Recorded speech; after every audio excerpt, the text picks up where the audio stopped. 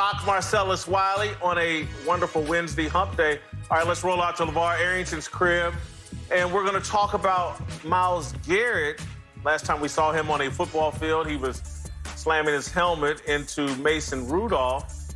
Things a lot better for Myles Garrett right now. Ian Rappaport reporting that Garrett could be the first $25 million a year pass rusher. Garrett, of course, last year played just 10 games, had 10 sacks. The year before had 13 and a half sacks. Has played in one Pro Bowl, but is now being talked about as a $25 million a year pass rusher. Marcellus, you're the expert here. Is Myles Garrett worth $25 million a year? Absolutely. He's worth it. We're talking about not only his production, his potential, and then you also have to map on the calendar in terms of when this deal may be struck. It could be an extension, and it may not be an extension. But think about it.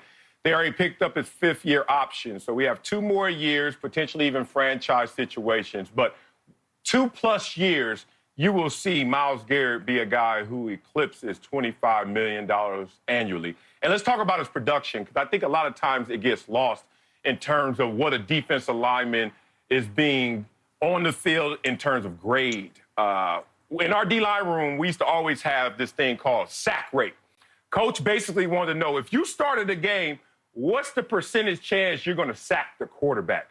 Do you know where Myles Garrett is right now? 87% of the time. That's high. To give you some reference, Bruce Smith, career, 75%. Now, obviously, these numbers are skewed. When you play longer, typically your sack rate decreases. But you talk about guys like Strahan, 69%. You talk about guys now like Chandler Jones, 83%. And you got Myles Garrett at 87%. Almost every game that he starts, he's bringing that quarterback down.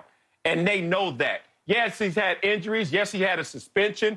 But, boy, does he have off-the-chart ability and production when you look at when he goes out there, what comes in terms of that production. He's going to get that $25 million, and I think he deserves it.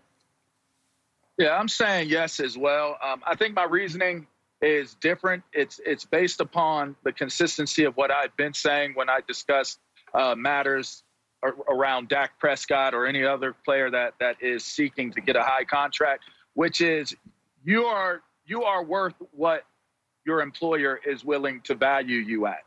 You put a number out there.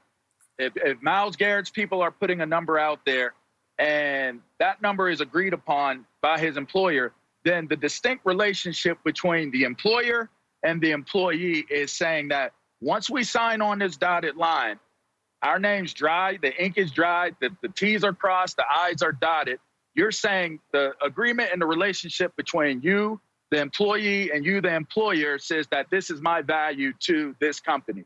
So to me, if the Cleveland Browns, within their room of negotiations and their brain trust, their round table of decision makers, say that they see a value in Myles Garrett where they're going to make him the highest paid pass rusher. I don't want the Browns' position. Well, I want your position, LeVar. Is he worth $25 million? I don't care about the Browns. 100%. But you have to care because that's where the $25 million is coming from. So if he's worth 25, he's worth 25 to me. He's worth 25 to me if $25 million is coming from the bank account of the Cleveland Browns. If the Cleveland Browns ain't paying it, then we don't have to care about it. Right. But it's going to be the Cleveland Browns that pay. Is he going to produce at a $25 million pace? Is he the best pass rusher in the NFL? The problem with what you're saying is that you're basing the parameters of him getting $25 million off of what you think he's going to produce on the field.